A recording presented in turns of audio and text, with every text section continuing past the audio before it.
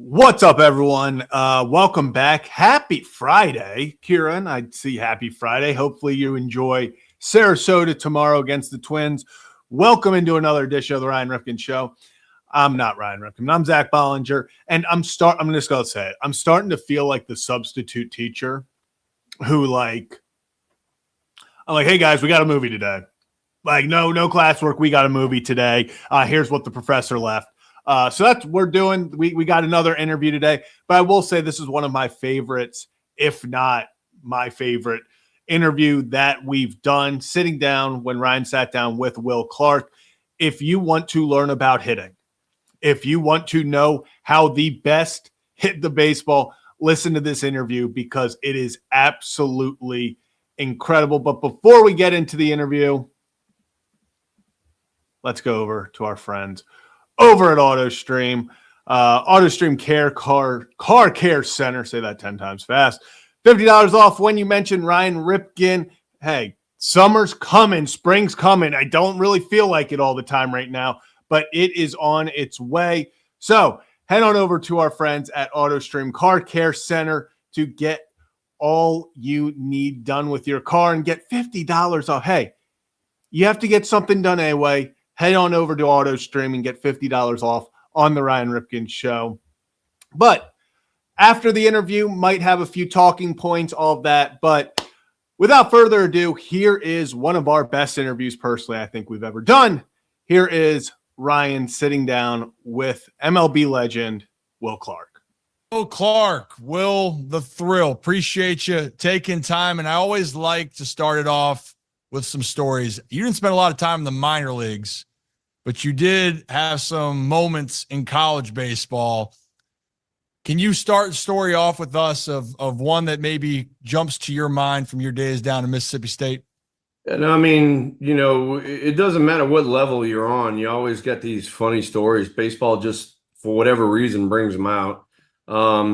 Mississippi State, I was fortunate enough to get a little playing time in my freshman year. I didn't start. I about 2/3 of the way through the season. I was coming in for like defensive replacement, pinch hitting, and then about 2/3 of the way through the season, the gentleman that was in front of me hurt a thumb and he had to miss a game, and it was actually a doubleheader at Auburn, and I hit a homer in both ends of the doubleheader, and needless to say, kind of Wally pipped him, and so a few years later.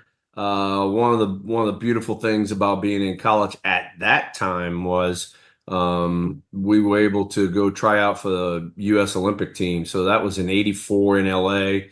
It was a demonstration sport. It wasn't a gold medal sport yet, and that was just phenomenal. Being a college player, walking out there with USA across your chest, and everybody in Dodger Stadium going crazy. And then you fast forward the next year. I'm in the College World Series, having a really good year, and get drafted in the morning, first round, second pick by the Giants. And that night, go out there and go 3 for 4 with 4 RBIs against Arkansas to win a game in the College World Series. So that was kind of my summation really quick of my college career. Yeah, and you obviously you were one of the best. I mean, you won the Golden Spikes Award from USA Baseball. You're talking about the USA Olympic team. I'll boost you up here, but you it's just the facts. When you did play in that Olympic run, I think you also led the team in batting average, hits, RBIs. You were a dude. You were a dude when you took over. You did. Well, it was one of those things. You've done it, in pro ball. I know your dad's done it quite a bit, your uncle. But you get on that roll, and when you're on that wave, man, you want to ride that wave as long as possible. And I was fortunate enough to do it in college, and then it kind of shifted over into pro ball. And you blink, and then all of a sudden you're in the major leagues. You're like, oh man, that that wave right there was going pretty quick for a while. And then fortunate enough to play in the big leagues for quite a while, and then get traded down the line and go free agent down the line, all that sort of stuff, and wound up being able to play with your dad after playing against him for so long. I was able to play on the same field with him. It was a lot of fun. Oh, don't worry. We'll get into that down the stretch here. Because I got some questions, especially about maybe a story you've told, and I've heard some other sides of that story. But, you're talking about riding that wave. And yeah, you did have a little bit of the express route once you got into pro ball, right? And you were able to get up to the bigs fairly quickly. But I want to circle real quick before we jump into the pro ball and Major League Baseball and all of that. Correct me if I'm wrong, you were drafted out of high school, correct? And you turned it I was down. drafted out of high school in the 4th round in 1982. The first round pick, I got drafted by the Royals, by the way. Mhm. First round pick that year was Brett Saberhagen. So I was in the same class as Brett Saberhagen, and then he was either 2 or 3 with Steve Balboni, another first baseman that made it to the major leagues. And then I was the 4th pick. And, I had never really been away from home. So kind of was thinking about that. And then I knew that I wanted, a college education at some point. And so, I asked the Royals to pay for my college education if I decided to go there during the off season and try to get a degree, and they wouldn't do it. So I said, well, let me go to college. I got a ride there. So why Mississippi State? What at the time, LSU wasn't really good. That was before Skip Bertman. Yep. And then they another team that they had that was down here that was really good was UNO. He had Augie Schmidt was a Golden Spikes Award winner, and they had been to the College World Series. So that was the other team that was kind of high on my list. But I kept looking back at it, and I kept saying, I don't want to play against guys I've been playing against since I'm that big. I want different competition. I want better competition. And so I said, let me go to the SEC route. And Mississippi State was after me pretty hot and heavy, and they had the position at first base open. So I went that route. Yeah, I'm always curious how it works out, but I love the fact that you had to wait your turn. And also, if people missed the Wally Pipp reference, go look up Lou Gehrig and how he got his start, because that's where it all goes back to. And that's actually, Will, a big reason why my dad, besides that, he was able to play well for a long period of time, he also didn't want to give another person an opportunity, because you never know if there's going to be a guy, I don't know, like a Will Clark that's going to step in, hit 2 jacks, and hey, you might be shit out of luck on what happened. Yeah, no, you're right. You're right. And that's the thing, in the era of your father and myself, you had job security as long as you were doing really well. If you weren't doing really well, you were out of there. And there was no guaranteed contracts and all that kind of craziness. So, you went out there, you wanted to play every day. You wanted to succeed every day. You wanted to become a fan favorite, make it harder for them to move you. And, the guys that came up there, and I tell people till this day, you came up to the major leagues back in the 80s and you hit 240, you were gone. You weren't in the major leagues. Now you got guys hitting 220 for a full year in the major leagues, and they got job security. I'm like, Jesus, that guy ought to be in AAA. I don't know. Well, I think batting average doesn't matter, right? I can clearly tell in your eyes, batting average don't mean a thing anymore. I'll let that marinate, because I got a few things in the hitting side, and this is why I love talking to you. You were, when you played since 1986, when you debuted to your last day in 2000, I mean, you raked. And I know you dealt with injuries, but you raked. But, and you said in the blink of an eye, now you get to the pros. You spent 85, you go to Fresno, you get drafted 2nd overall, but 86, you're in the bigs. Just like that. So it's amazing. So yeah, go ahead. Yeah, so I get drafted in 85 and show up in Fresno, which was high A ball for us at the time. I homered in my first at bat in the minor leagues. We wind up myself, our number 2 pick, which was a right-hand pitcher from TCU. His name was Brian Anutka. And then my teammate at Mississippi State, Jeff Brantley, who is the SEC leader in all pitching categories, he was a number 8 or 9 pick. And so the 3 of us wound up going to Fresno, and we turned that whole ball club around. We went 50-15 in the second half, wound up winning the Cal League title. I went to instructional ball that fall, and put it mildly, I was raking. and they sent me home. They were like, just go home and relax and take it easy. I came into spring training next year in 1986. I was a non-roster player, was slated to go to AAA, and I was up against Dan Dreesen, the former member of the Big Red Machine. And he had a bad spring training, and on the flip side of things, I was raking again, and the Giants gave me the job, and I was like, oh my God, I was like, that was a whirlwind, just journey for a few months. And then all of a sudden you start thinking about it and you look forward and you're like, oh, wait a second. I'm going to have opening day against the legendary Nolan Ryan. That's my welcome to the big leagues. Yeah. So set the stage there. I mean, look, you said you homered in your first at bat in the minors. Well, first major league at bat, April 8th, 1986. Yep. And it was your first swing in the big leagues. Yeah. Right. Yep. No. And you took, I talked to some of my veterans, and I'm like, what do you think? What I should look for? He said, usually he works away. So I'm like, okay, that gives me a pretty good idea. So I get up there, and I got the butterflies going just like anybody would, right? I get up there and the first pitch, he throws me a breaking ball. I was like, whoa, geez, but the thing was, I saw it pretty good. I was like, okay. And it was actually probably the best thing he could ever done because he let me settle into the at bat. I got the butterflies out the way. I got to see a pitch, even though it wasn't a pitch I wanted to hit. And then the second pitch, he missed up and away with a fastball. And the third pitch was the fastball. And, when I caught that 1-1 fastball, it made the best sound you've ever heard. I mean, you know it, your dad knows it, everybody knows it. When you catch one dead center, I mean, it's like you hit something with a 2x4. It is just this god awful, just whack. And man, when I hit it, I was like, uh-oh. And it wound up going out of center field at the Astrodome, and I floated around home plate, pointed to my family in the stands, high-fived everybody, and then sat on the bench. And whenever I had something good go on in my life, I had this sense of calm afterwards. So I'm sitting on the bench, and this sense of calm comes over me, and then all of a sudden it kind of hits me, and I look to the side, and it was my teammate Chili Davis, and I go, he's gonna drill me next time up. He goes, oh hell yeah. And so the next time up, Nolan's in his windup, and I'm like, one of them numbers, and he buzzed the tower. So damn. Hey, and that was a different brand of baseball back then. You were feeling good, but just the next at bat, he's going to remind you that, some of those things, not saying it don't fly here, but don't get comfortable.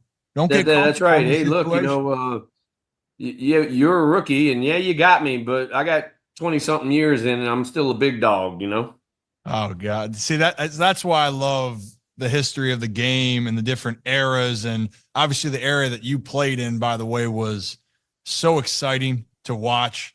And also to finish up the home run thing, by the way, didn't you, if I'm not mistaken, also a few days later, you went deep at Candlestick in your first home game? Yeah. What is with you? What is with you in these first time moments, Will? I don't know. It's just, I was always one of those guys that I loved, and your dad and I talked about it a lot. I love being up there when the lights are on. When the bright lights are shining, I wanted to bat. I wanted to be in the batter's box. And, a lot of good things happen. Like you said, first at bat at Candlestick, homer. First at bat as a Cardinal in Busch Stadium, homer. Last at bat in the major leagues, homer. So, I've lived a pretty good life. But then again, it's one of those things where, you don't get too caught up in the moment. Yeah, I mean, it's a big situation. It is a huge situation, but you still got to breathe. You got to separate, your anxiety from, hey, I need to concentrate on my job here. And I was able to do that and have success with it. So, yeah, I would say so. And what I find from all of that is what you said about you had a sense of calm. And I wish, and this, I wish that every player could say, yeah, I'm here right after. I'm relaxed. But you and I both know that's the human element of the game. Some of the most talented guys don't actually go on to be that all-star Hall of Fame caliber player because they can't keep their composure. They can't figure out their adjustments. It's the mental side that is so important. Staying calm, understanding what you got to do to be able to go out there and excel. I mean, hell, you had a lot of big moments throughout the time. I mean, you flash forward, it's 1989, if I'm not mistaken. You know, you had success in the NLCS, right? And the reason why I bring this up, those are big moments. And you're able to calm yourself. I guess you said calm yourself on the in the dugout, but how do you keep yourself calm and what's going through your mind when you're in the batter's box? How about that? When you're in the batter's box, in order to calm yourself down there, first off, take a deep breath. You know, whether you're toeing the slab as a pitcher, whether you're in the batter's box as a hitter, take a deep breath and calm yourself down. All right, that's first off. Second off is focus. You know, a lot of people take in everything going on around them, and all I'm doing is I'm trying to find that baseball release point, and I'm trying to concentrate on the ball coming out of his hand ASAP. And you know, I found that got me kind of locked in and got me kind of situated up at home plate. And we all have plenty of failure as hitters, but when I was having problems was when I wasn't focused, when I wasn't concentrating. I was letting kind of little things, you know, dictate the at-bats. And it's like, no, let me focus. Once I focused, everything was fine. Yeah, I mean, it's simplifying it. At the end of the day, you have to simplify your approach. You have to simplify your mindset. And if you have anything else going on besides trying to be relaxed in the moment, usually leads to disaster, unless like having a game plan, right? You got to have a game plan when you're going up there of what you're looking for, what you're trying to do. But that is, you know, it's people look at it like, what's the secrets? Well, the secrets is figuring out what works for you at the dish and then being able to, in the big moments, not get too big. You know, Right. in that NLCS in game one, which you had a day in Chicago, by the way. Yeah. I think it was the infamous, or they talked about you were going deep off Greg Maddux. There was an article that was out there. Is that true? Yeah, You reading the lips, you're watching the game. And no, I mean, I had, you know, I mean, it was kind of common sense. Yeah. But then it was straight paying attention to the game. Observation was my first at bat. Maddox threw me a sinker away, and I went to left field and I hit a double RBI. Next at bat, he went away every pitch, and I hit a 3-2 changeup. I kind of hooked him out of right center. In the meantime, we had two left-handers, Brett Butler and Pat Sheridan, in our lineup, and he is pounding them in. So, I mean, it kind of makes sense. Now, he's pitched me away the whole time, and he hasn't thrown me a ball in. He's going to have to throw me something in.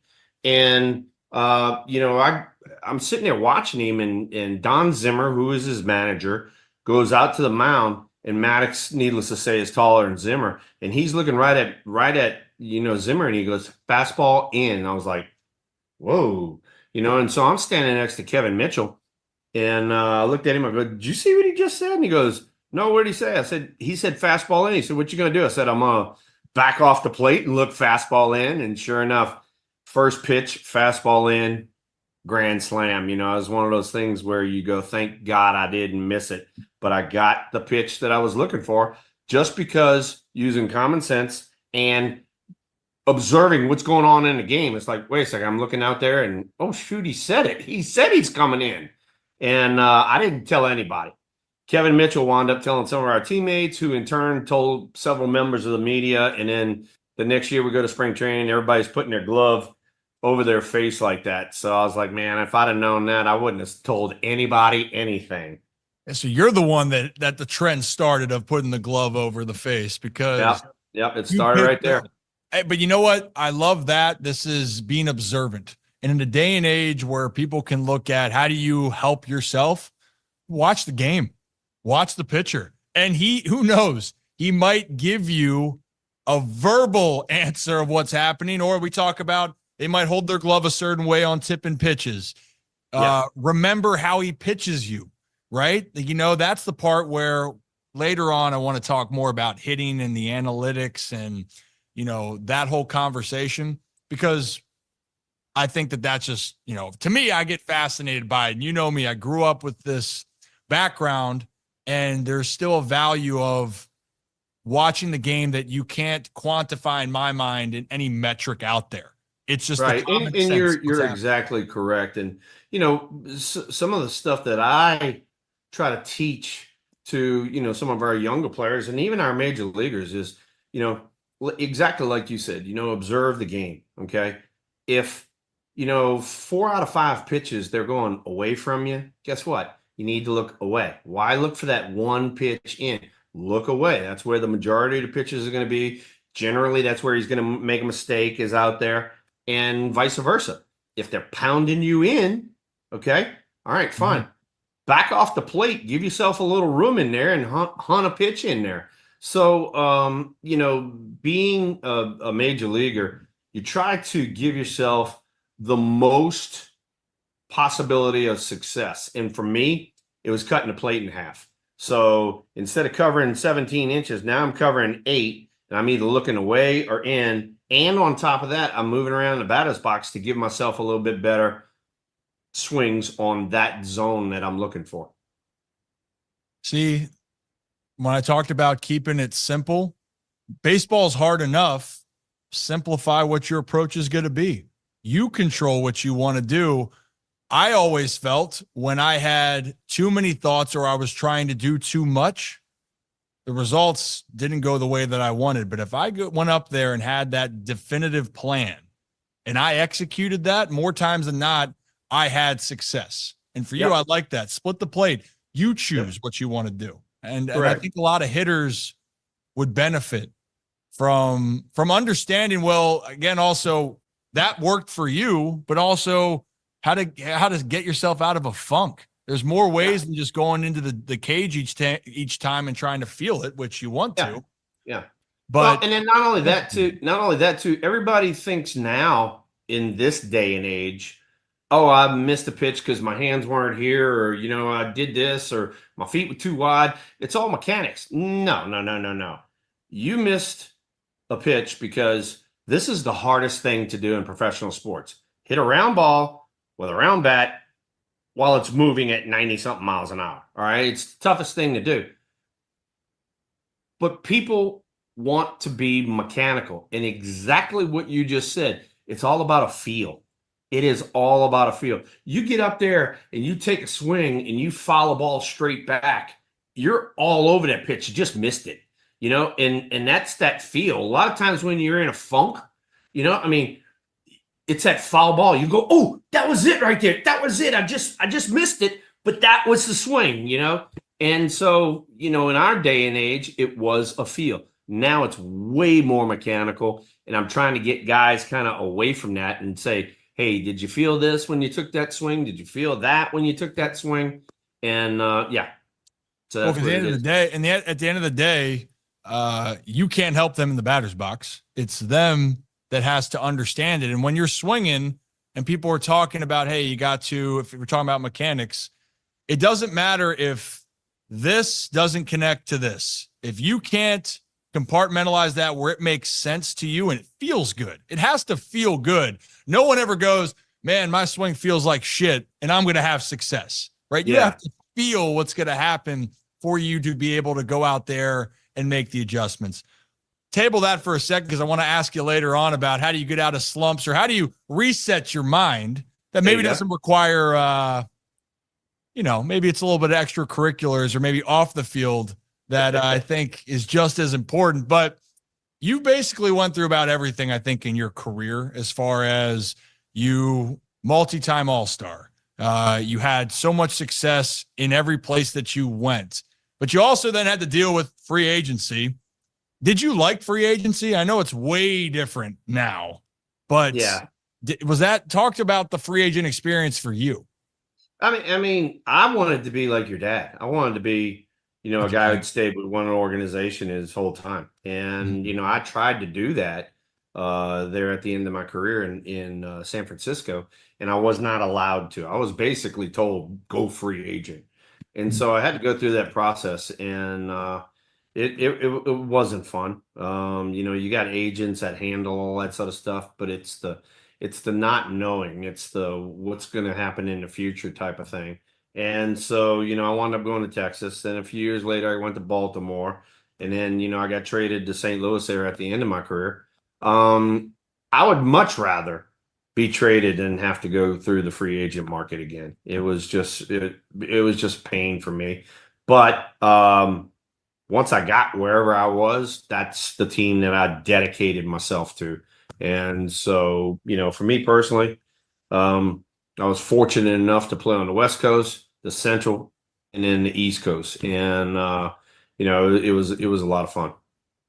Yeah, you became seasoned and you Yeah. adapted well. I mean, you couldn't tell that you had struggles because do you know what your lowest batting average ever in a season was? I'm curious now. I want to say it was either 282 or 287. 282, man, slouch. There You you were an go. all-star that year too, Will. Yeah. Yeah. I had 282. It's All low. right, this is all right. So this is the way the game is different. Okay. Yep. And was it 282? Was that in 88? Man, steel trap. Yep. Okay, so I hit 282. I had 20 something homers and I had 116 RBIs. I led the National League that year, right? And so we go in for, what they call the exit meetings or whatever after the season's over. I got 3 years in the big leagues. This is the first time that I hit third in the lineup. Before that, I was kind of all over the lineup. So I just stayed in that same spot. 116 RBIs, led the NL. So I'm like, okay, I'm expecting like a little pat on the back. Hey, nice job, that kind of thing, right? I walked in and my general manager, his name was Al Rosen. He was the 1954 AL MVP. And he made up some number. I don't even know what it was. But first thing out of his mouth, he goes, "You're going to switch your swing around." And I go, "Excuse me?" And he goes, "You hit," and he, like I said, he made this number up, 17 double play ground balls. And I go, "Really?" He goes, "Yeah." He says, "If you're going to be my number 3 hitter for the rest of your career," he says, "you are not going to take us out of big innings because you hit double play ground balls." And I stepped back and I was like, "You know what, Al?" I said, "You are absolutely correct." I said, "I took us out of so many innings where I could have kept the inning going without hitting into a double play. And maybe the guy behind me, who's our 4-hole hitter, who's the MVP that year, maybe he could go deep, and that kind of thing." And so that whole offseason, Dusty Baker was my hitting instructor. Dusty and I worked on simplifying some moves, cutting down some big moves into smaller moves. And as a result, my timing got better. My point of contact to the ball got better.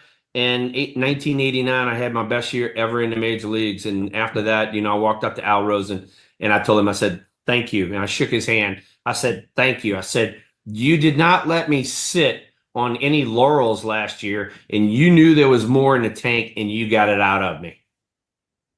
I love that. I'll be honest, I didn't know where that was going to go for a second. If that was going to be hey, screw you, or hey, I'm going to work, because 282 and you had 29 jacks, 31 doubles. You had 6 triples, dude. You had some wheels. You know for speed. That candlestick was chain link. Sometimes that ball hit the chain link. Who knows where the hell Who it knows went. where it was? But here's the thing. All right. So here's the thing. So it would be like, here's Ryan Ripken in AAA, and Will Clark comes in to talk to him. "Hey, what about doing this? Hey, what about doing that?" Instead of being combative, how about taking advice or taking just a little something from an all-star that's trying to help you? And so I flipped it around. So now the guys who helped me in like spring training and stuff like that, Willie Mays, Willie McCovey, every time they were around, man, I was picking their brain on something, right? And so now I tell you, Al Rosen, the AL 54 MVP, he's no slouch. He knows what the hell he's doing. He's telling me I need to get better. I need to improve my swing. And it's like, okay, these are the veterans that have passed the game down to us, and they know better than we know because we're young guys. We just beating our head against the wall sometimes. And so I took it to heart. It was the best lesson I ever had in the major leagues. I love that because I think it's not just in baseball, Will. Like it's in everything where people can say it's a different day and age, which it is. It's a different day and age, but great players or people that have had the experience, whether it was now, 10 years prior, 20 years, 30 years, the game is the game. Yeah. Mindset's the mindset. And if they have success and they've done a lot of good things, you talk to them for just 30 seconds, a minute, 2 minutes, you might be able to take one little thing away there. I still remember Frank Robinson told my dad something with his swing when he was really struggling. And the next year, or at the end of the year, he started to pick it up, went into the whole off season. And then my dad had his best year, one of his best years, and won his second MVP in 91. Right. So it sticks out and you go, damn. And that was Frank, best players that played, didn't play at that time, but saw something. My dad took it to heart, and ended up having the success. And I hope that people understand, and I get it. Things are different, but if you know, you know. And for you, you did hit 333 that next year, by the way. You had over 100 RBIs in 3 of the 4 seasons, including the 1 year where you were told to change some things. I still can't get over the fact that you had 47 triples in your career. Yeah. I guess I want to say before I found out about Coors Light, I could run a little bit. Is that what happened? So your dad and I always had that discussion in the clubhouse because he's a Budweiser dude, right? And I'd break out the Coors Light and I'd say, see, it comes from the pristine top of the Rockies. I said, yours comes from the bottom of the Mississippi. I said, I'm from New Orleans. I know what comes down that river, Cal. And so we laughed and giggled in the clubhouse all the time about that. Yeah, so those are the stories I love, right? So when I say about when things are going well or not going well, I told people, at least what I grew up on understanding, is you have a lot of those moments right there. And they might seem stupid, but also they might be some of the best moments you look back on. So when things were rough or things were going well, talk about some of those moments in the clubhouse of whether it was drinking a beer, talking about the game, or if you have something that sticks out into your mind that really kind of encapsulates what that type of a community was. Because I think I learned, even in my days at the end, I would learn so much just sitting there, and then maybe some other crazy shit would happen. But you understand where I'm going with this. I know exactly where you're going with it. So after the games were over in San Francisco, the veterans would call a round table, and you'd have 15, 20 guys stay after the game drinking beer. All the rookies had to get up, go get the beers for everybody and all that sort of stuff. And it was always, hey, you did this really well. Hey, what were you looking for here? Because you had a good swing right here. Or flip side of things, you would say, why weren't you in cutoff position over here? Why were you lagging behind here? Needed to get you over here during cutoff. So whatever it might be. And so that's kind of how a lot of us younger guys learn the game, was these round tables. And then you fast forward a little bit, I get the free agent and go to Texas. I got 8 or 9 years in. Now I am running the round tables and trying to affect people like Rusty Greer and Pudge Rodriguez was a younger player at the time, trying to affect these guys and make them not have the failures that we had. And even your Uncle Billy, he played right next to me, at second base in Texas, and so he was part of those round tables too, having a few pops at the end of the game and teaching the young guys. And that has kind of gone by the wayside. Being, around baseball right now, I mean, once the game's over now, I mean, the clubhouse is, butt ass empty, about 30 minutes after the game. Ain't got nobody there. And so that was never the way it was. It was always the guys talking shop and just kind of fixing the problems or patting the other guys on the back, telling them, hey, nice job. You did this good. You did that good. Yeah, it can be a learning experience, it can be a lifting up experience, or hell, it can just be therapy. Yeah. And the one story that you told about my dad in the Metrodome, I think is the one we talked about. So you know what, Will? I heard it, I saw that, and I go, I know that story. But the funny part is he left out a couple details of maybe how how it ended. But he told me that story of, yep, he was pissed off, right? He was struggling at that time. Yeah. And so he's like, I got to let off some steam.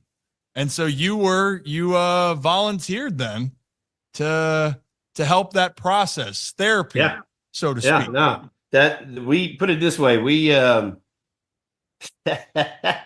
we were in the Metrodome and your dad was scuffling. I wasn't tearing the cover off the ball. So I had a few little demons running around up there. And when we got through, there was not a beer to be found in that clubhouse. And but that was before Ubers and all that craziness and all that. So we both of us pulled up a seat on the training tables and we went to sleep right there on the training tables. Got up the next day. We had, believe it or not, we had a day game. And I do remember going up to home plate that day, and the first pitch, there was like 8 of them coming at me. And I go, oh, Jesus, let me pick the one in the middle. That one ain't moving as much as the other ones. And I think I went 2 for 3 or something like that. And I think your dad went 3 for 4 or something like that. And I went up to him afterwards and I patted him on the back. I said, we got it out of our system. He goes, hell yeah, we're off and running now. It's funny how that works. And actually that I used to be such a routine guy where if in my batting practice, I had to feel a certain way, I had to get the feel. As I got older, I realized I might have the best batting practice in the world and the most horseshit game because that's just how it works. And the opposite, you have the worst batting practice and go out there and go 4 for 4. But I remember I was really scuffling in the minors, and I'm like, I can't get out of my head. And my dad, I finally then was of age and whatnot. He goes, you know what you can do? And I go, what? He goes, I got into some tequila. He goes, maybe throw some back and then just say, screw it. I go, what do you mean by that? And he goes, like, you know what I mean by that. I said, okay. So I let loose.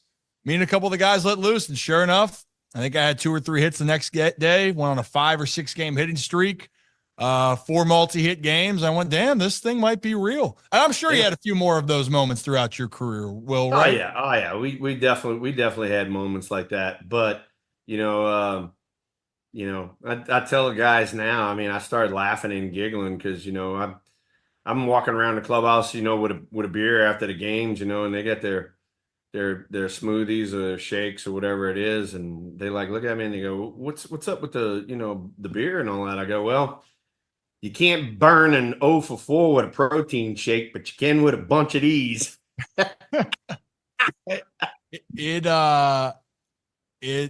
It's something that I always look back on, and I always love that, because I think it also, through good, bad, and the ugly, it's still built that camaraderie.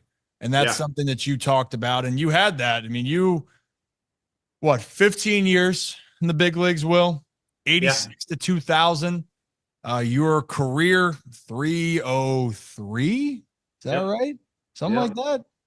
That's it. That's all you could do for that time. That's all I could do. That's it. 303, man. Damn. Well, you know what? In my mind, for certain guys, and you were raking when you got traded. You said when you went over to St. Louis, you were, sniffing 350 hitting over there, and you could have kept playing. In my mind, Will, if you had kept playing, I think you would have had a legit shot at the Hall, just because your numbers over the time were impressive. Yeah, no, my numbers are solid across the board. I'm just lagging a little bit, on homers. And to be totally honest, I'm not making an excuse for this. I'm just being honest. I played in Candlestick Park, the toughest place in the world to play, first off. And then second off, it's one of those places where, you'd catch one day. I mean, catch one. And the right fielder would come running in on it. And the next day you catch the same ball and it's 40 rows deep. So, Candlestick definitely cost me. But then again, I kind of know where you were going with this because you and I had talked earlier. Yeah. But, I had 15 years in the big leagues and had done a lot of good things, and we had a son that was autistic. And the year before, during the offseason, I was with Baltimore, by the way, Mhm. and we had seen a big improvement in him when I was home and dealing with him day to day. And, I told my wife, I said, that's probably going to be it. And then, I get traded to St. Louis, as you alluded to, and went off. I mean, went off in the second half. And we made it to the playoffs. We were one game away from going to the series. And I stepped back, and Tony La Russa was my manager in St. Louis, and he said, "Hey, I want you back." And I said, "Well, I would love to be back." I said, "St. Louis was freaking baseball heaven." He said, "But Big Mac's coming back." Talking about Mark McGuire, he's coming back. He was having surgery. He said, "So he's going to be the first baseman." He said, "You're going to have to be an outfielder or a utility guy." And I was like, that's the old dog, new tricks thing. And so I looked at what was out there, and it was Pittsburgh and Milwaukee who were at that time. And I said, you know what? I'm gonna go home and be daddy and hubby and make sure that my family's squared away. And so I just walked away. And looking back on it, I don't regret it. I don't regret a damn thing. I could have played, 2 or 3 more years and got the 300 homers and maybe built more of a case for the Hall of Fame or whatever it might be. But that's not why I got into sport. I got into sport because I loved and still love the competition. It's, getting up there like you and I were talking about before, getting up there, concentrating, dead center in that son of a gun, and then trying to find that green grass out there.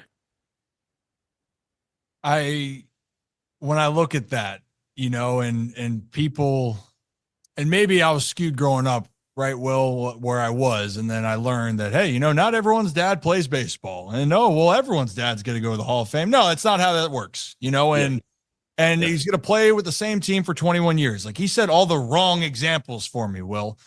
Right? Like, it's unbelievable. It's unbelievable. But I'm sitting here and I'm going, as you get older and you realize how hard it is to get to college to play, get into pro ball, get up the ranks, and then get to the big leagues alone, and then have the staying power. And, nowadays we're not seeing the staying power as much just for how it changes. And you were one of the guys that can say, yeah, I played 15 years in the show and did some special things, but you walked away on your terms and what you thought was best. And I think sometimes when I look back and I tell people about some of the greats, they don't need to have the plaque next to him to say, he was one hell of a player. He was one of the best players when we played. Right. I think it's a reminder for a lot of people. There's so many other players that are in that situation like you that, damn, they chose to do something else, but they very well could have been one of the ones that you would hear more and more about. So, and that's why I know you're always family oriented. You're always one of the most authentic guys. And my father alludes to it. I see it everywhere. I mean, you and Eric Burns are very colorful. Animated. Yeah, animated is one way to put it. Animated, but I love that. I think people love that about you, love that about him. And maybe as it kind of wrap it up here, and you mentioned 2 questions, 3, and get you out of here. You mentioned about Candlestick, and you mentioned about in the big leagues, and I mentioned a couple in the time of it. Your first home run in Candlestick. Are there any memories then that stick out to you when you played that you hold on to all these years later?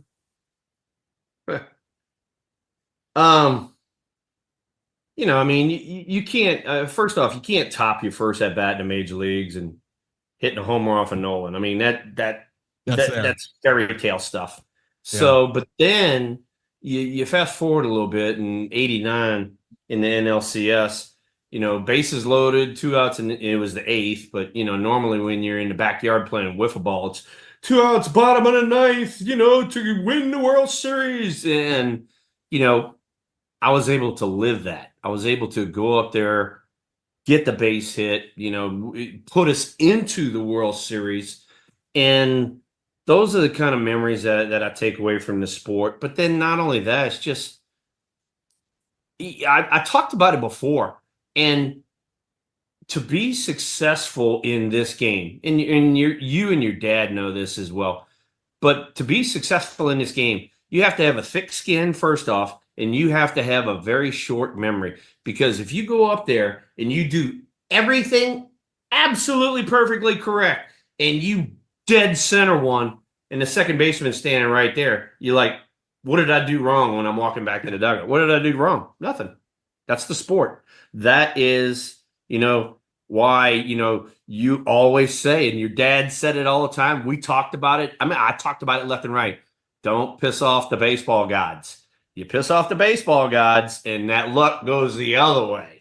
And so, I love the competition. I had so much fun playing in the major leagues, in college and minor leagues. I had so much fun, but I love the challenge. I love the competition. And that's what I miss the most about being retired. Yeah, and the baseball gods are no joke, by the way. As soon as you say out loud that you're feeling yourself a little bit, I got this figured out. You say it, you act it, guaranteed you're cooked. You're done. Yep. And so, hey, while we're on this subject here, you and I really haven't talked mechanics or anything like that, but you and I have alluded to analytical stuff, right? All right. Yeah, so this is kind of what I wanted to wrap up with, if you're cool with it. So that's okay, cool. So perfect. I'm a big common sense type guy. All right. Common sense, observe, and go from there. Use your brain power. Hey, what you're seeing is what you should be looking for. So anyway, so now, all right, and the great Tony Gwynn and I had this discussion all the time. We couldn't get him out, so he was at first base the whole time. He was my friend. He and I talked mechanics and analytics and everything until you blew in the face. But this is the one thing that I took away from him, and I used it throughout my career, and I teach this today. The baseball is coming this way, all right? Shouldn't you go this way to meet the ball, right? If that is the case, and it's what we call staying on plane. If you're staying on plane with the baseball, you don't have to hit it absolutely perfect. You can hit it here, because you're on plane with the ball. All right. So, yeah, you might pull one, you might hit one up the middle, you might be a little hair late, you might hit it that way. Now, the way that these people are teaching, and some of these idiots that are on YouTube and they freaking telling themselves that, I teach Aaron Judge or whatever. They're teaching the ball's coming in here and you're going this way. All right. Your timing has to be absolutely perfect. That's first off. Second off, if you miss it by a smidge, it's either a pop-up or a top or just a strikeout. And, why not give yourself the most opportunities to succeed? If it's coming this way, go right back at it. All right. Boom, boom, boom. All right. If it's coming this way and you're coming up at it, dude, you got holes in your swing about this big and you're going to be exploited. And that's why we're seeing a lot of these bullshit batting averages in the major leagues now, because guys are trying to invent power when they shouldn't. When you got to know what type of hitter you are too. I think that's another part of when I look at lineups and the lineups that have success. Are you an RBI guy? Are you a power guy? Are you a guy that's going to get on base? Are you a contact guy? Do you use all parts of the field? And I'm always a big believer. You show me some of the best hitters in the world, and I'll probably tell you, hey, they can probably hit it anywhere they want to. That's a whole different conversation. But you got to know yourself, one. But then two, I think one part that keeps getting missed, and you're talking about swinging up or, and not going directly to the baseball. And I see a lot of people that would argue back and go, well, the results when you watch the footage, their bats ending up swinging up at the end. I want you to talk about this for a second, mindset. Because as a hitter, when I always said I'm going to be direct, the results then led to that. But if I always told myself I want to lift, my swing would get long and my bat would be slow. Can you just explain a little bit more about why we tell ourselves to swing more down? All right. So if you got your hands up and you're coming down this way, all right, we just talked about being on plane. Look at the barrel of the bat. It stays on plane with the baseball. All right. As soon as you bring this shoulder up, that elbow up, that shoulder drops, you get this and you come up at the ball. All right. Which is exactly what we talked about just a second ago. All right. So one of the big things that we talked about in our era, keeping your shoulders square, keeping the front shoulder down, keeping the front elbow down, take your bottom hand, okay? Whether you're right-handed, whether you're left-handed, doesn't matter. Take your bottom hand and pull, all right? If you pull down towards the ball, all right, look what happens. Shoulders stay level, elbows down, barrel of the bat stays flat coming through. If you're trying to pull like this and you try to lift your shoulder at the same time, you're going to blow out a shoulder. All right. So that was one of the good things about telling yourself, all right, I'm gonna pull my hands to the ball. When you pull your hands to the ball, everything stays square. All right. And you get on playing with that ball quicker. Now, the way that these people are being taught, all right, once you come up, all right, first thing you're gonna do is you're gonna lock out your arm, as you alluded to, and you're gonna have a long swing. So And I love that. Do you just keep that little bat by your side every time? yeah, no, I got this one, and then I got my normal one. But Eric Burns and I, we're always walking through something when we're doing our podcast, so I got a little bit of everything. You're staying busy. Hey, what was the size bat you swung when you? So played? I was a 35-33. This was before, now they're swinging maple and birch and stuff like that. Your dad and I swung ash.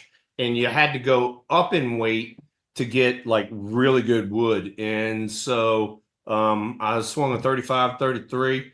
And partner, you get that big son of gun going, when you make contact, it's a sound that gives you little goosebumps on the back of your neck and stuff.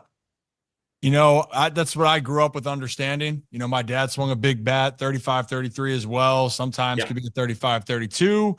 Maybe if he wasn't feeling good, could up it to a 35-35. Rarely, but I know who did do that was Eddie Murray, because I had him in here. Yeah. And Eddie swore some tree trunks when he went to swing. And Eddie, I played against Eddie. Yeah. And, he became my hitting instructor when I was in Baltimore. So I love Eddie. All right. And so, I picked his brain a lot. I picked his brain, being a Dodger, we were playing those guys 18 times a year. And so, him being a first baseman, me being a first baseman, we were always down there on one another, and we would get a chance to BS and get caught up. And, I'd come out and I'd watch him take BP, and I'm like, what are you trying to do here? And what are you trying to do there? And that's what you and I talked about before, is why not learn from the best in the game? All right. They're the best in the game for a reason. They are doing something for a reason. Why don't you ask a few questions, find out what they're doing, and maybe stick it into your game, and you get better. I think we will start to see a cycle come back a little bit now. And there's certain players I watch. There's one guy, Jacob Wilson, his dad. Kid from Oakland? Yeah. I love him. Dude, he's an old school. Matter of fact, Eric Burns and I just talked about him. He's old school right there. I'll watch that kid any day of the week. It's when it's in the zone and it's in the air, he's making contact and he's fighting and he's scratching and he's clawing. He's also hitting for a high average. Yep. And I know people want to look at slugging and OPS and all that. I think what will never go out of style, in my opinion, is bat to ball skills. If you can hit it, there's going to be a place for you on a major league team. So you got Wilson doing it, from the right side in Oakland. If you flip it around from the left side, another one from the right side that I really like to watch, and he's playing against us, but is Mookie Betts. I think Mookie does the same thing. I think Mookie grinds. He knows his limitations, but yet at the same time he hunts pitches and stuff like that. And if you flip it around on the left side, another guy that everybody needs to watch is Freddie Freeman. Yep. You watch Freddie Freeman. Freddie Freeman can do it all. He can hit it the other way. He can hit it center. He can turn on it and pull it. He's in the zone quite a long time. So there's just three players right now of the current game that I watch that I'm a fan of. I mean, Freddie, it's not crazy to say that he could be the best pure hitter in baseball. Like pure, just anywhere, Yeah. boom, boom, boom. Not saying power, not saying like, you know what Judge is doing, but pure hitter. Freddie's been doing it. And yeah, it's a big reason why the Dodgers are pretty damn good. They have superstars, but then two of their superstars in Mookie and Freddie are two of the toughest outs to go against. That Night is in that and is night totally out. correct. Totally correct. I'm Couldn't agree sorry. with you more. I'm sorry your Giants have to deal with them quite a bit. But I Hey, look, mean, that's the best. That's the best part right there is, and we used to have it, those interdivision rivalries. I mean, you come out the gate, you get spring training, and that last week in spring training, you're just ready for that bell to ring because you want to face, the Padres and the Dodgers and the Diamondbacks and the Rockies. Flip side of things, Baltimore, they want to play the Yankees and the Red Sox and the Blue Jays and the Rays. They want to play those guys because that's where you make all your ground up. When you're playing head to head, you win that game, you pick up a game, they lose a game. It's actually two games. And so it is big time important to win within your division. it's the most important. Actually, when the Orioles were going well, not right now as we record this, but last 2 years they had dominated the AL East. They were the best team against their division. It's a big reason why they were able to go to the playoffs for 2 straight years and continue to try to get back to being a contender. Now they got some work to do, Will, and that can be for a different time. I could literally talk to you about hitting and baseball and all that. And also for people that are watching this, if Will and I are not talking, him and Eric Burns over on Deuces Wild, right? You guys are doing this. This is wild on Tuesday nights. We're doing a podcast just very similar to this, and we're going through, granted, we're going to talk about San Francisco Giants because he was a big Giants fan, and I played and worked for him. But we also cover everything in baseball. If there's something going on in baseball, we're covering it. The other day, all right, to give you an example, we're talking about exactly what you and I talked about earlier is grinding through at bats. Mm-hmm. And the reason being, because my son, who's a huge baseball fan, dad, but he sent me a meme, and it was Tony Gwynn had 434 strikeouts in 20 years. And that Ely De Los Santos from Cincinnati. Oh, De La Cruz. Yeah, De La Cruz, excuse me. He's already passed Tony, and he's only been in the big leagues 2.5 years. So it's like, how can you have that much talent as Ely does and not put the ball in play? It's like, dude, put the ball in play. All right. You're the best player first off on your team, but then if you put the ball in play with all of that talent right there, you directly influence every outcome of every game that the Cincinnati Reds play. No doubt about it. He's got the speed like a Will Clark before he had Coors Light. That's what the comp is right there, right? But you're exactly right. And that's the value of having, when we talk about the guys that are playing nowadays, overall athletically, there are some really gifted athletes playing this game, extremely gifted. But how do you maximize your potential? And that's the biggest part of the baseball side, figuring out what works for you. And at the end of the day, you said it earlier, you win games. You win games. That's what shows your worth to your team. That's a big reason why when guys get paid the big bucks, so they can look there and go, I want that guy in the situation. We mentioned Freddie Freeman, Mookie Betts. Every team in baseball is going to say games on the line. Those two guys are going to be on the short list. And hell, Freddie Freeman's a big reason why they took down the Yanks time and time again. Their stars showed up in the brightest moments. So you need that. Yeah.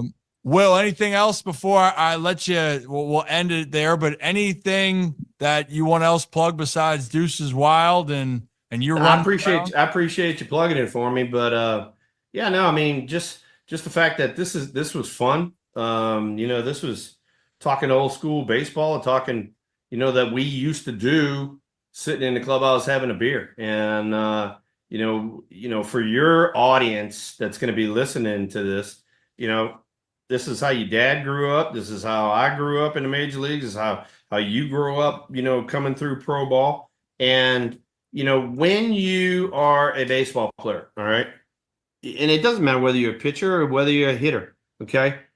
Don't look at yourself and go and beat yourself up.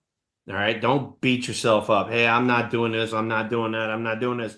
This is the hardest game in professional sports to play by far. All right. Like we talked about, if I'm a hitter, I got to hit a round ball, round bat while it's moving at 90 plus miles an hour, and I got to dead center it. That's tough to do. All right. They're even making stupid ass bats because guys can't do it no more. All right. Flip side of things, if you're a pitcher, all right, you got to do the mechanic stuff, and you got to get your arm in the right slot and all that, and you got to throw it. The box on TV, yeah, I mean, that's the strike zone, but these guys that are on the mound, they're trying to throw it into something about that big, and it's like, it is tough to do. So all you ball players out there, don't beat yourself up if you're having a little rough go of it. Take a deep breath, trust yourself, and let it fly. Let it fly. And remember, baseball is hard. And if it was easy, so many more people would do it. And you got to learn to embrace the suck, because it's not a matter of if you fail, buddy, you're going to fail a lot. And if you fail even 70% of the time, well, guess what? You're going to go down as being one of the greatest players to play, just like I consider you will. And thank you again. I appreciate you taking the time, and hope to chat with you again in the future. I don't think I can say enough good things about that Will Clark interview. It's genuinely one of my favorite we've ever done. Listening to Will Clark talk about how to hit a baseball, the differences in today's game, guys that he likes like Jacob Wilson, Mookie Betts, Freddie Freeman, the way he sees the game. I mean, and then the stories on top of that, he and Cal going to bed on the training table. It genuinely is so incredible. So, yes, that was last year, but really appreciate Will Clark for that interview, an hour interview that really just a wealth of knowledge. But before we get out of here, I did want to touch on one thing because, hey, it's what's hot. It's the hot topic right now. Lamar Jackson. Lamar Jackson's on Twitter. He's on Instagram. He's posting some things. And, well, here's what the most recent one, the gif of boom with the, I guess, what is that considered? The blushing emoji. And you're thinking, oh gosh, here's Lamar posting more cryptic stuff. But although there have been times, this is a notification. If this is a Lamar Jackson thing, no. Okay. I was like, is that about to be something? So Lamar posted something very similar. Very similar. Let me find that real fast. So while you're like, okay, what's it matter? Well, shout out Sarah Ellison for pulling this up on Twitter as well. Lamar Jackson posted that on April 25th, 2023. Same emoji, different GIF. What's that have to do with anything? Well, this was posted before, I believe it was a day or so before, Lamar Jackson's extension was announced. Could this be nothing? Could this be everything? We don't know. But if we're going off history clues, context clues, using the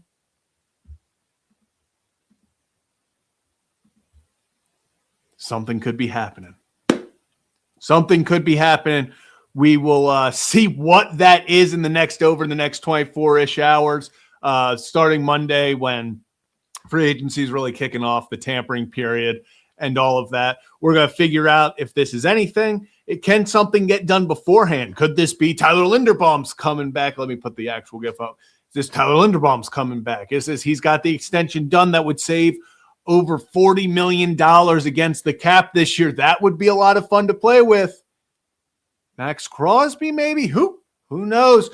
So stick around. If anything big drops, I will be back here live to react to it in the moment. Everyone, have a fantastic Friday. See some people. I know a lot of people are down in Sarasota at the games right now, or I saw Kieran and Laura talk about maybe going tomorrow. enjoy, soak up the Florida sun, have a lot of fun down there, watch some Orioles baseball, and enjoy your weekend. And we'll be back here next week for another edition of the Ryan Ripken Show. Before we get out of here, AutoStream Car Care Center, $50 off when you mention Ryan Ripken. Cannot be combined with other offers. Go check out our friends. They also incredible media team over there. Some of the things they came up with for Ryan to do were incredible. But appreciate everyone. Hit that like and subscribe button on your way out. Have a fantastic weekend, and we'll see you next.